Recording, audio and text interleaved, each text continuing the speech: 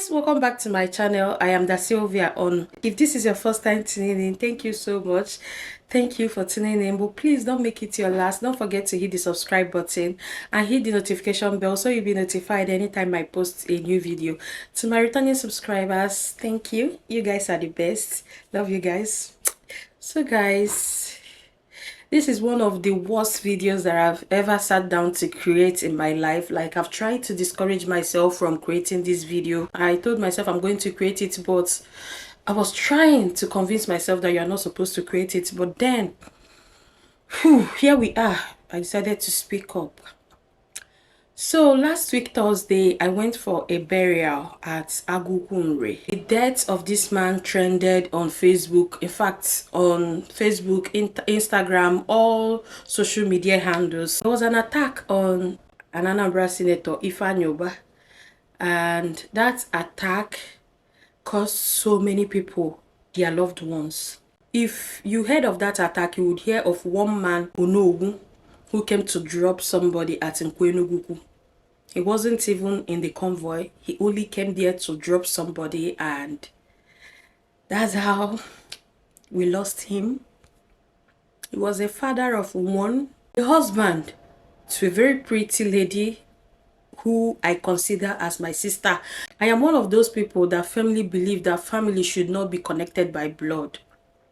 Family is all about how you treat me. If you treat me like family, then you're my family. So if you're my family and you don't treat me right, then you are not my family.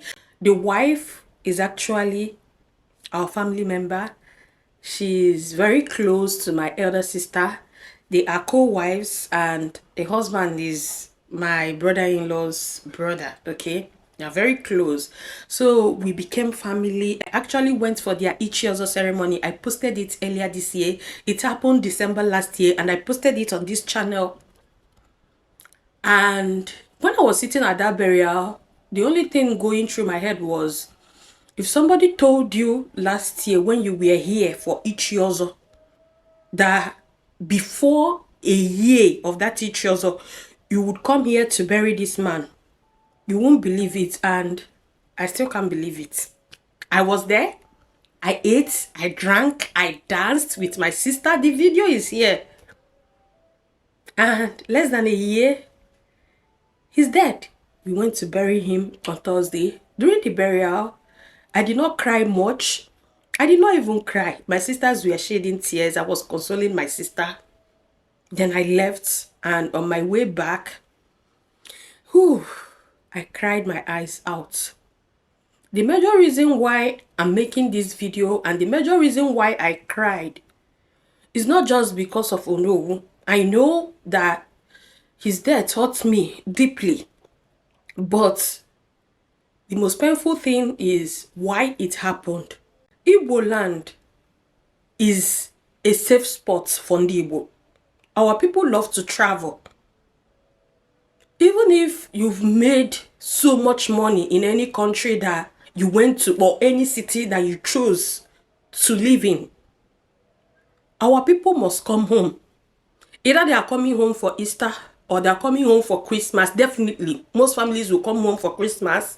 Some would come home for half-year meeting. But you see, Christmas, Igbos don't miss it. Everybody knows if you go to Lagos in December, I'm talking of the other years, I'm no longer talking of this year. If you go to Lagos in December, you will see that it's scanty.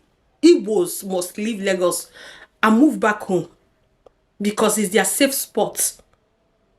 Even if we make a lot of money outside, we must come home to invest, to build that house that you would not see anywhere.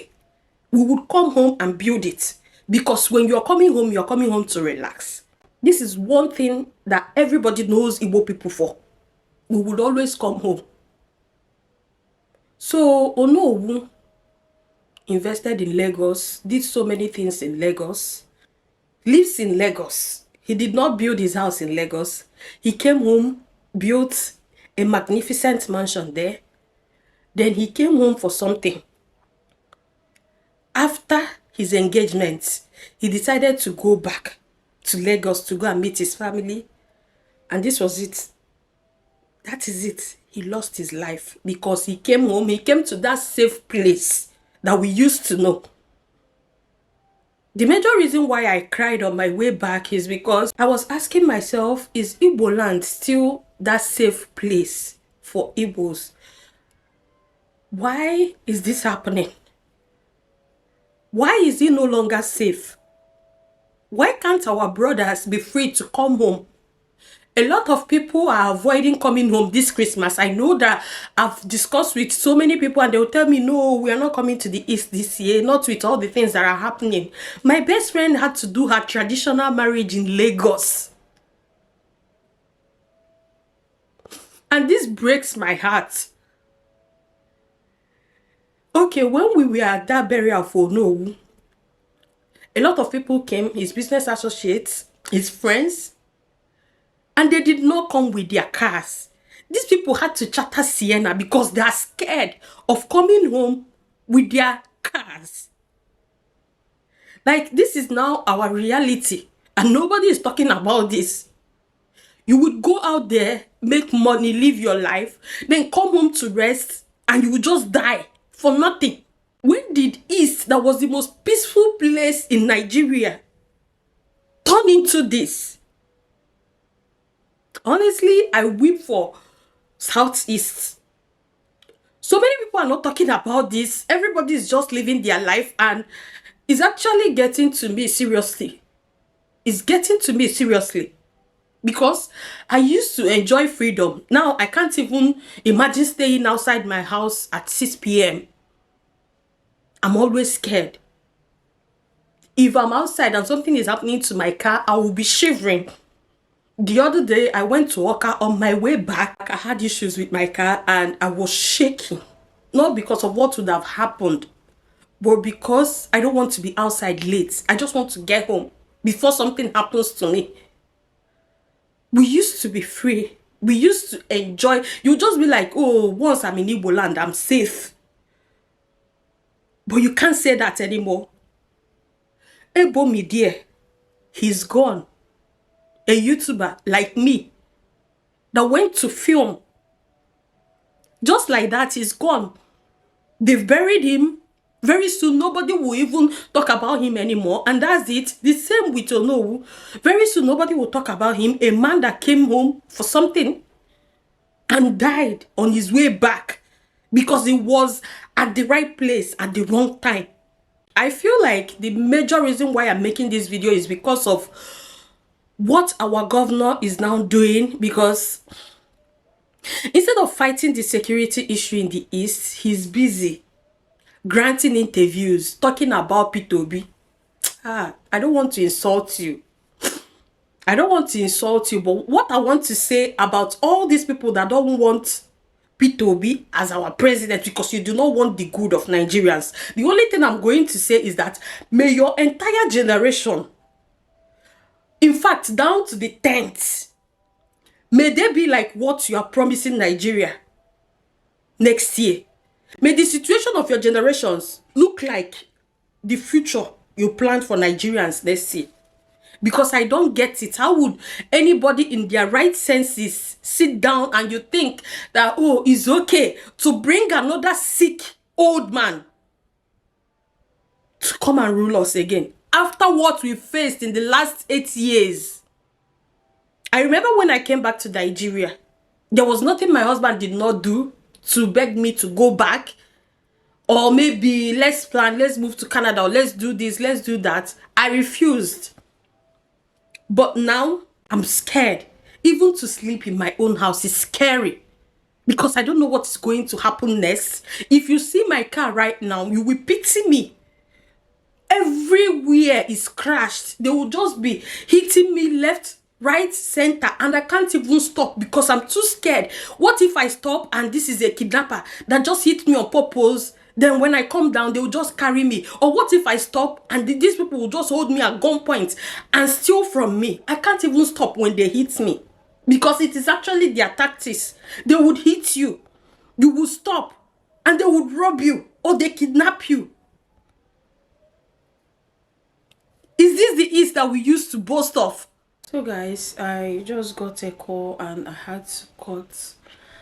So as I was saying, 2 years, 3 years, 4 years back, everybody would be like, why are Igbos always running home for Christmas? But now they can't say it anymore because Igbos are now afraid to come home.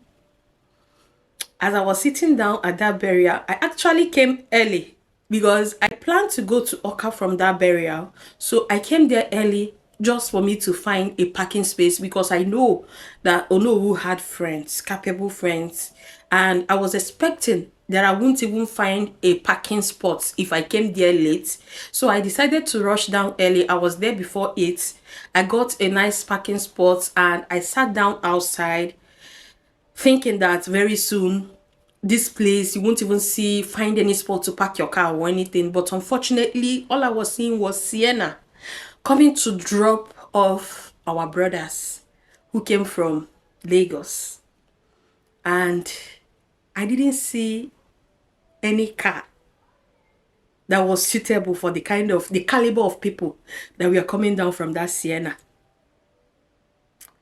I said to myself, so this is now our reality. Our people can't even come home with the cars they are driving. They had to charter Sienna. This one hits different. Like, our people are no longer free to drive the cars they want, because if you drive the car you want, they might kidnap you, demand for ransom, and still kill you. Or they will just attack you, rob you, take the car, and still shoot you. So many youths have lost their lives in this madness. There's this guy that grew up with me in the same streets. Emeka, may your soul rest in peace. It was just a similar case. Kidnappers came to kidnap him. He was struggling and they had to shoot him here. And that guy was the breadwinner of his family. A lot is happening in Anambra State.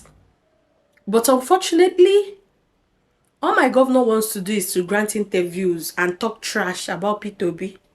Did we appoint you as our governor to come and be granting interviews about the past governors? Because that is what you've been doing.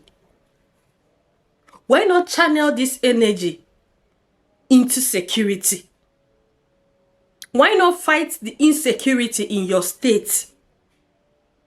Why not sit down and do the work that you were appointed for? Ranting on Twitter about P2B, how is it going to help develop Anambra State? You said you had vision for Anambra State. Before you became a governor, you published a book on how you are going to turn Anambra into Dubai, Taiwan in 2030. This is 2022 already. You only have 8 years. And it's not happening. But anyway, it's okay. I just feel for the family of Onowu. They will always be in my prayers, and I want you guys to pray for the family. Put the wife in your prayers and his 10-year-old daughter, who is now fatherless. Just put them in your prayers. May God provide for them and direct them. I also put the family of Ebomidie in our prayers because I know what they're going through. His son. I know it's not easy. Ebo was just 30. I can't even imagine what the family is going through. They had to die in a painful way. Not just an accident. I cried my eyes out. I almost ran mad when I lost my father because he died in an accident. And these people had to lose their loved ones.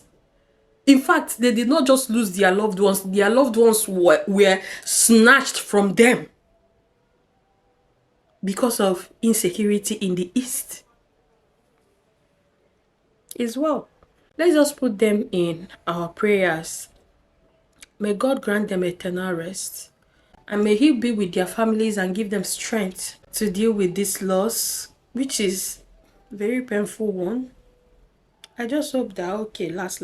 And let's just put our dearest Igbo land in our prayers and hope that it will become great again. I'm going to end it here. I'll see you guys in my next one.